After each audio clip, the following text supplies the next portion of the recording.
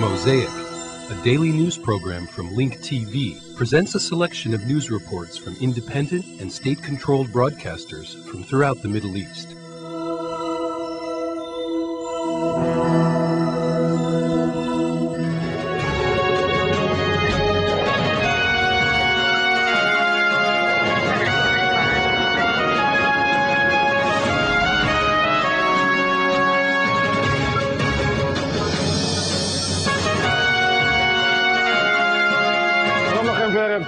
Good evening. After 4 years of bloodletting, the Palestinian and Israeli leaders announced a new era and a beginning for peace in the Middle East and Sharm El Shaikh. Yes, today in Sharm El Shaikh, Abu Mazen and Sharon are sitting at the same table. They agreed to end the violence and the intifada in order to start a new era of peace. This evening, no one can hide the feeling that is a historic moment, especially when Ariel Sharon, as a military general who knows Egypt, is greeted by Hosni Mubarak with a lot of warmth. Jordan and Egypt announced that they will return their ambassadors to Israel. Another meeting between Sharon and Abu Mazen is scheduled to take place in a very friendly atmosphere at Sharon's farm and also in Ramallah. A lot of smiles and handshakes. There have not been any formal agreements, but there is an understanding. اتفقنا ورئيس الوزراء أرييل شارون We agreed with Prime Minister Ariel Sharon that there will be an end to all violent acts against the Palestinians and the Israelis wherever they are. The calmness that will take place in our country is the beginning of a new era. For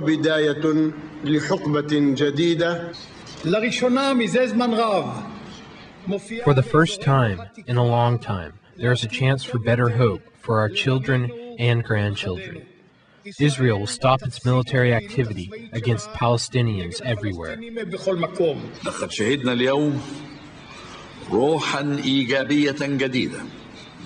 Today we saw a new and positive spirit from the Palestinian and the Israeli sides. We saw persistence and serious desire from them.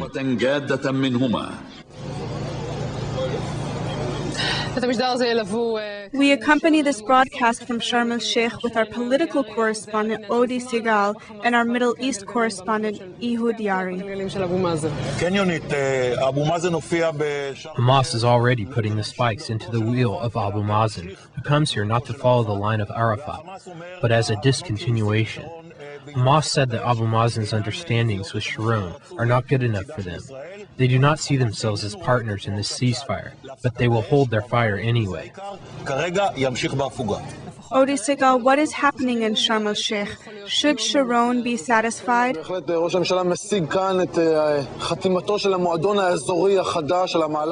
Yes, Sharon has the endorsement of the new regional club for his ceasefire and disengagement plans. He already has 2 meetings planned, one at his farm and another one in Ramallah.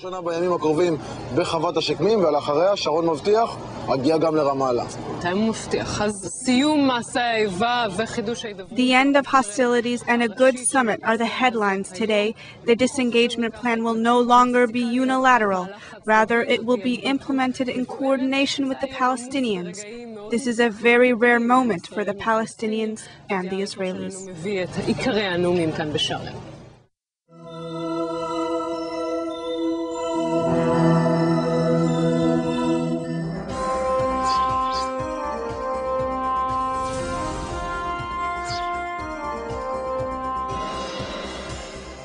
His Majesty the King is back home after taking part in a 4-way summit in the Egyptian Red Sea resort of Sharm El Shaikh with Egyptian President Hosni Mubarak, Palestinian President Mahmoud Abbas, and Israeli Prime Minister Ariel Sharon. The summit focused on ways to push forward the Palestinian-Israeli peace process through implementation of the roadmap peace plan leading up to an independent and viable Palestinian state. The summit ended with a pledge by the Palestinian and Israeli leaders to end violence. The king told Palestinian President Mahmoud Abbas that Jordan would continue to lobby for international support of the Palestinian leadership to help it in the pursuit of peace talks, which would lead to an independent Palestinian state. The king said the present moment of opportunity should be grabbed to end the conflict and added the roadmap was the only way to achieve that goal. The king told Israeli Prime Minister Ariel Sharon of the need to take practical steps for the resumption of Israeli-Palestinian peace talks towards a final and comprehensive peace that would pave the way for a viable Palestinian state. King Abdullah stressed that a commitment by both Israel and the Palestinians to the roadmap for peace is the key to ending the violence. The king also emphasized that an Israeli withdrawal from the Gaza Strip should be part of the roadmap and a first step towards a total Israeli pullout from the occupied territories. In addition to the Palestinian-Israeli peace process, King Abdullah and Egyptian President Hosni Mubarak discussed other regional issues. His Majesty's participation stemmed from Jordan's keen interest in the peace process and to engage as a key player and supporter of the Palestinian cause. The king was accompanied by the Prime Minister, the king's advisor on national security, and the ministers of the Royal Court and Foreign Affairs. His Majesty the King and President Mubarak of Egypt, the sponsors of the Palestinian-Israeli Summit, have won a commitment from both sides to end violence and get the roadmap up and running. In their joint statement, King Abdullah and President Mubarak said a just and stable peace was the cornerstone of international peace and security. They vowed that Amman and Cairo would take a robust role in a peace process which secures the rights and upholds international legitimacy. Reinforcing the sense of optimism, Jordan and Egypt said they would return their ambassadors to Tel Aviv. The summit heralded a new spirit of cooperation and confidence building between Israelis and Palestinians towards the goal of two states living side by side in peace. Wafaq Awar has more. In their first high-level talks in 4 years, Palestinian and Israeli leaders formally announced an end to 4 years of bloodshed that had taken more than 4,000 lives. Palestinian President Mahmoud Abbas said he agreed with Israeli Prime Minister Ariel Sharon to stop all violence against the Israelis and the Palestinians wherever they are. He said the calm represents the first step to put the peace process back on track and start implementing the peace roadmap envisioned by the quartet of major world players. Our goals are to move on to the full implementation of the roadmap, imbued with the spirit of peace and security for the two peoples, not only the two peoples, but also the peoples of Lebanon and Syria and all the Arab world and Israel. We want to move in the spirit of the Arab peace plan, and they want to implement the whole roadmap. And this is a beginning because it's in Egypt. Expressing hope that a new era of hope and peace has begun, Sharon said they agreed on a process of handing over the security and responsibility of Palestinian areas to the Palestinians. He said he told Abbas they intend to take steps that will build trust. The gestures reflected a dramatic brightening of prospects for peacemaking since the November death of Palestinian leader Yasser Arafat. I think both the Palestinians and Israelis can be very satisfied from the new beginning which started here today in Sharm El Shaikh. The summit today is a summit of hope. Hope for the children of the Palestinians and hope for the children of Israel. We are looking forward for a better future for both people. Although no ceasefire was signed at the summit, widely seen as a step back towards negotiations on the US-backed roadmap for Palestinian statehood. But Palestinian factions behind suicide bombings, rocket attacks and shootings said they were not bound by Abbas's ceasefire, that they continue to follow a de facto truce. If they are going to continue quietness, we are going to commit, because we promised Abu Mazen about this temporary conditioned ceasefire. Palestinian Minister of Negotiations Saad Arafat said joint committees for various issues have been formed and talks between the sides would continue. But more potential pitfalls for peacemaking lie ahead. Abbas holds strongly to the Palestinian line that a state must include all the West Bank, including Arab East Jerusalem and Gaza, and that refugees and their millions of descendants should have the right to return to lands in what is now Israel. Those demands remain deal breakers for Israel, which wants to keep major West Bank settlement blocks, sees East Jerusalem as part of its own indivisible capital, and categorically rules out the possibility of refugees returning to the Jewish state. Arriving in Amman after Sharm El Shaikh, Abbas confirmed a total cessation of violence had been agreed with the Israelis. He said that as a start, Israel would pull back troops from around 5 West Bank cities, and that wanted activists would be freed and incorporated into Palestinian Authority institutions. Abbas also said Israel had promised to release 900 Palestinian detainees, but Palestinians had demanded more to go free. Israel holds more than 8,000 Palestinians in its jails. The Palestinian leader said Palestinians had demanded a joint commission to be assigned to look into criteria for prisoner release. He said many sticking points needed to be worked by the two sides in the next few days. Foreign Minister Hani al-Mulki has said that he would recommend to the cabinet in its meeting tomorrow that Jordan return its ambassador to Tel Aviv. Speaking in the Egyptian resort of Sharm El Shaikh, Mulki said Jordan's decision was in line with the outcome of the four-way summit after the Palestinians and Israelis agreed to halt violence. Mulki said the Jordanian move was to complement efforts at the summit and to follow up on the Palestinian track on a daily basis. However, he made it clear that neither Jordan nor Egypt had severed diplomatic ties with Israel. There were mixed reactions to the summit by both Israelis and Palestinians, but the general mood was that of cautious optimism that the summit may bring about a state of calm to the region. Those who had family members behind Israeli bars were hopeful that the agreement would bring about the release of loved ones, but apprehensions had not completely vanished. Some Palestinians question whether Israel will truly abide by the roadmap and free settlement growth. They also want the Jewish state to stop building the separation wall inside the West Bank.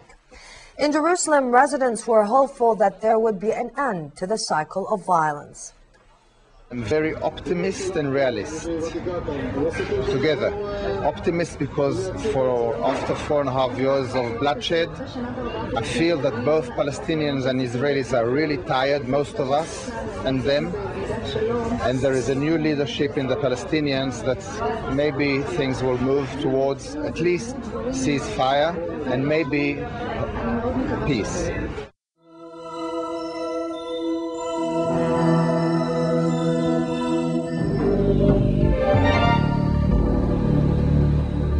A mutual ceasefire was declared at the Sharm El Shaikh Summit in Egypt, but Hamas movement said that this reflects the opinion of the Palestinian Authority only. Palestinian public reaction was mixed. Some welcomed the ceasefire, while others doubted the success of the Sharm El Shaikh resolutions.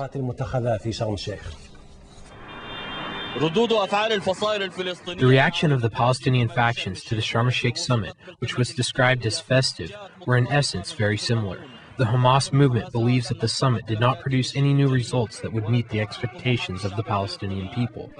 The Israeli position has not changed. Therefore, Hamas's final position on the ceasefire will not be announced until they meet with the Palestinian president.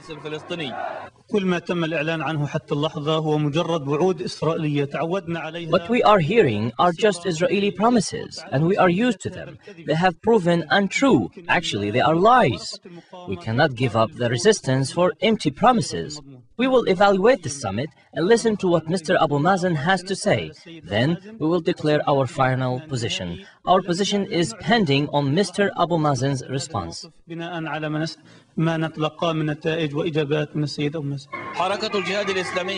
Islamic Jihad movement reiterated that it will not offer Israel a free ceasefire, adding that Israel has to first fulfill its obligations, beginning with releasing the detainees. If they do so, it will prove Israel's good intentions. The real test to Sharon's intentions is the issue of the political prisoners. Sharon has detained 5,000 Palestinians in the occupation's prison, but he does not want to keep them there. He is only using them as a bargaining card. The Popular Front feels that the issue of security, which was the basis for conducting the summit, will not open new political horizons and will not end the occupation. The Popular Front is also disappointed, saying that the summit was used as a way to normalize relations with Egypt, Jordan, and Israel. The ceasefire, or what is described by Abu Mazen as a cessation of violence, is referred to by Sharon as Palestinian violence, and the Israeli military operations are the only basis to this agreement. I also felt that it is unfair to have our people bear the burden for the resumption of diplomatic relations between our brothers in Egypt and the Israeli enemy, and between our brothers in Jordan and the Israeli enemy. The reaction of the Palestinian public is similar to that of the factions. There are doubts that Israel will fulfill its obligations, as past experiences prove otherwise. Until now, we haven't seen results. Sharon insists on his past position toward the Palestinian people. It is true that he uttered some words, that he does not want to occupy the Palestinian people, but maybe he means that he wants to kill them all and just get over with it. The reaction of the Palestinian factions and public is an indicator that tension persists in the region, and that there is a mistrust of the Israeli side. The true indicator as to whether or not this summit succeeded is pending the measures Israel will implement on the ground.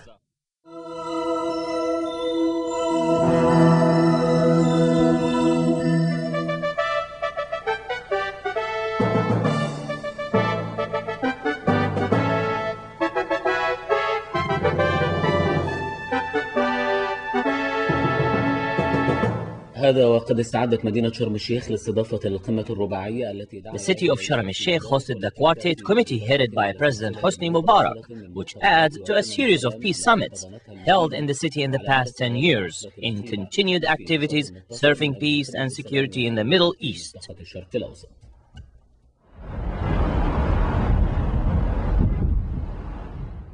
The city of Sharm El Shaikh, which in 2002 UNESCO honored as a city of peace, has witnessed many international conferences and Arab meetings, especially meetings that aimed at making peace between the Israelis and the Palestinians. On October 16 and 17, 2000, Sharm El Shaikh witnessed a global summit for peace in the Middle East and for stopping bloodshed in Palestinian territories. This summit was sponsored by President Hosni Mubarak, with the attendance of the American President Bill Clinton and Palestinian President Yasser Arafat, the Jordanian King Abdullah II, and then Prime Minister of Israel Ehud Barak. Also attending was the United Nations Secretary General Kofi Annan and Javier Solana, the most senior official for the foreign policy in the European Union. The leaders agreed on the need to end violence in the Palestinian territories, ending the Israeli closures, creating a fact-finding committee, resuming peace negotiations, and initiating efforts to reach a peace agreement between the Palestinians and the Israelis, based on international law and resolutions, especially United Nations Security Council Resolution 242 and 338. On the 3rd of July 2003, Sharm El Shaikh welcomed the Arab American Summit with the invitation of President Mubarak.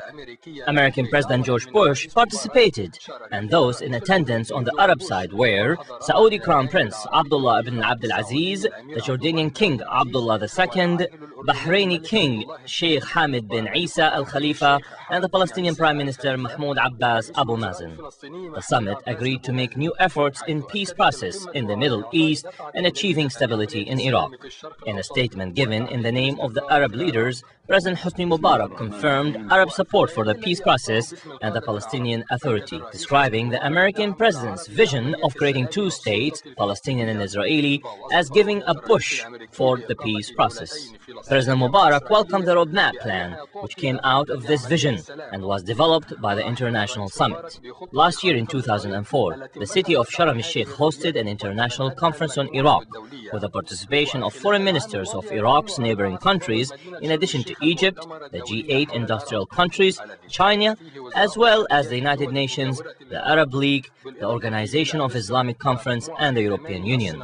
The conference confirmed its commitment to the unity and sovereignty of Iraq, its people, and its land, as well as making all efforts to support the political process and agreeing to the Articles of United Nations Resolution 1564, which includes guaranteeing free elections, the creation of a constitutional government, and the withdrawal of foreign troops with the end of the political process in December of this year, 2005.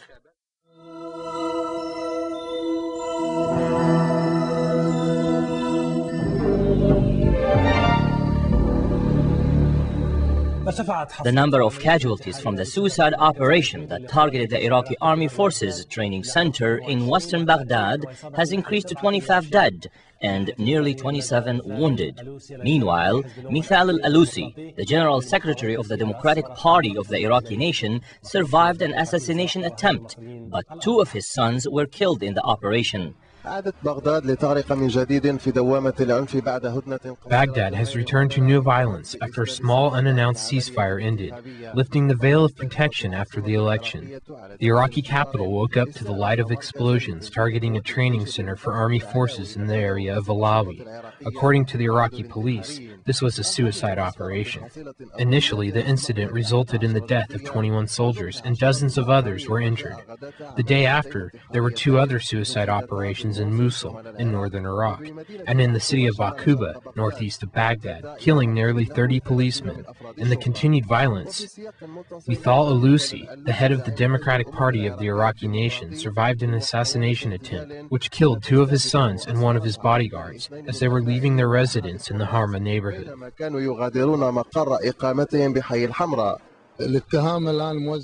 Accusations were made against Al-Qaeda forces, the Baathists, remnants of Saddam Hussein loyalists, and the regional forces that provide the material support and security cover. They're all participating in these operations. This is the second assassination attempt on Mithal al-Alusi, a former member of the National Unity Conference Party headed by Ahmed Jalabi, and who made visits to Israel to participate in one of the conferences in the city of Herzliya, explaining it as a genuine call to open the door to relations with Israel. Certainly, whoever stands with Mithal al-Alusi and his policies calls for peace, dialogue, and reconstructing Iraqi institutions and a new Iraq. We call for implementing the law and respecting Iraqi life. However, others are calling for killing people, violating holy sites, sacred grounds, and the law. Iraqis have been killed for more than 3 decades, but I say to the terrorists, they will not be able to continue killing Iraqis. We succeeded in the elections, and we will create state institutions and implement the law. These local developments come as statements by the Iraqi Interior Minister, Talal al-Naqib, confirm that control over the security situation and protecting the borders will take at least 18 months. The security situation and its subsequent complications continue to be a challenging obstacle, impeding the political process, which aims at creating a pluralistic government and stability. The fact that political progress must coincide with improving the security situation means that resolving the current situation will have to wait, at least for a while.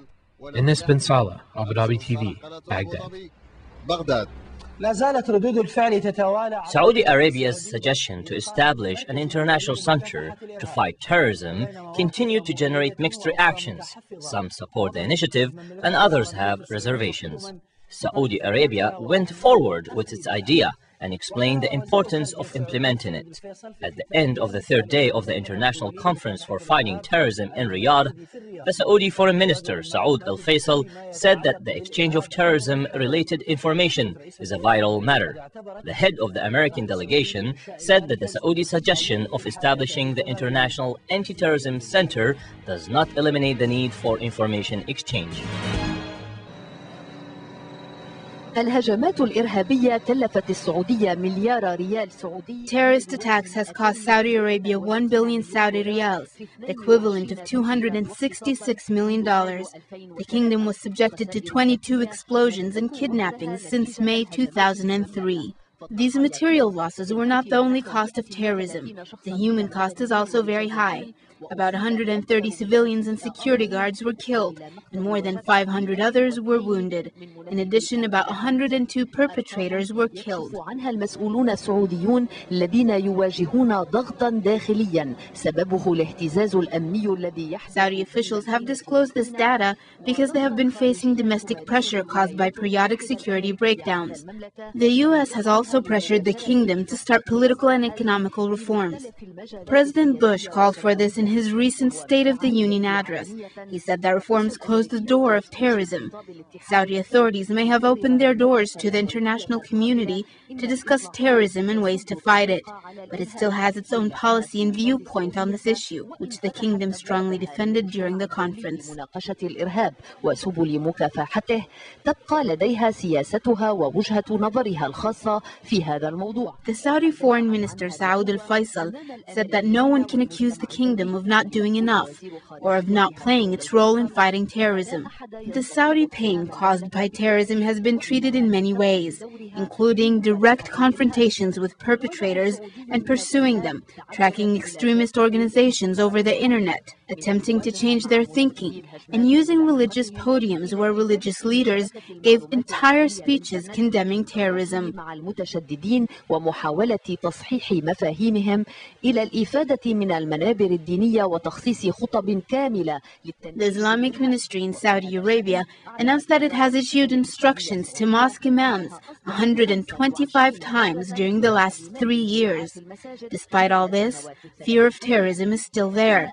Not only because sleeping terrorist cells are still in the kingdom, but also because the perpetrators and planners have invested large sums of money in their operations, which according to Saudi sources reached $1.6 trillion. والتي تصل استنادا إلى تقديرات سعودية شبه رسمية إلى $1.6 trillion.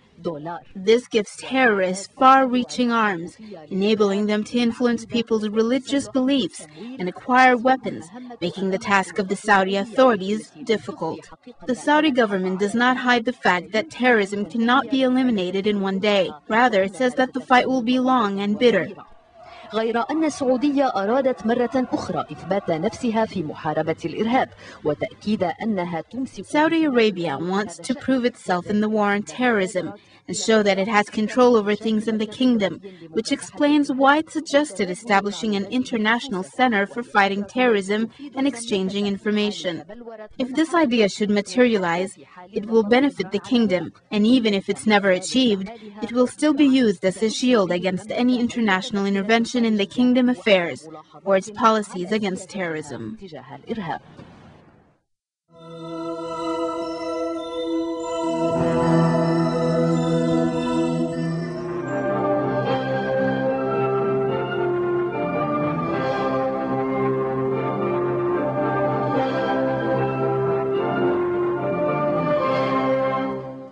British Prime Minister Tony Blair said on Tuesday Iran is harboring terrorism. Agence France-Presse has quoted Blair as saying Iran must fulfill EU demands that require the country to give up what he called attempts to develop nuclear arms.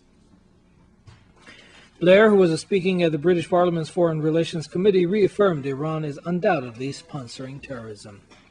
This is why the Iranian Foreign Ministry spokesman Hamid Reza Safi rejected Tuesday the anti-Iranian allegations made by British Prime Minister Tony Blair, calling them the result of Blair's following the Zionist Israel.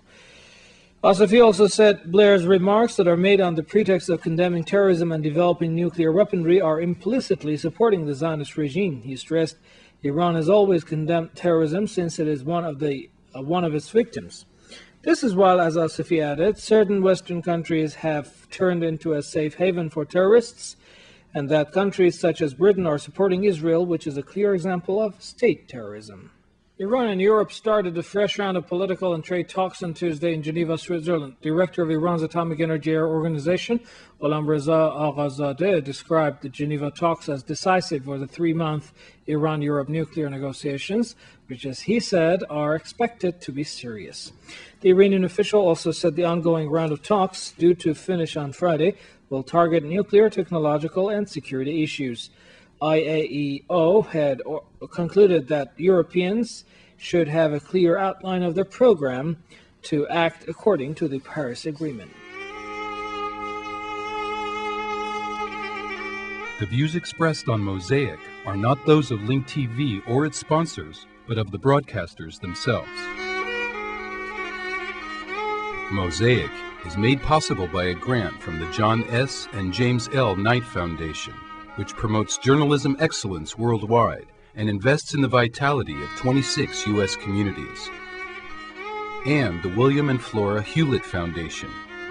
Additional support is provided by the Firedoll Foundation and Henry and Virgilia Dakin.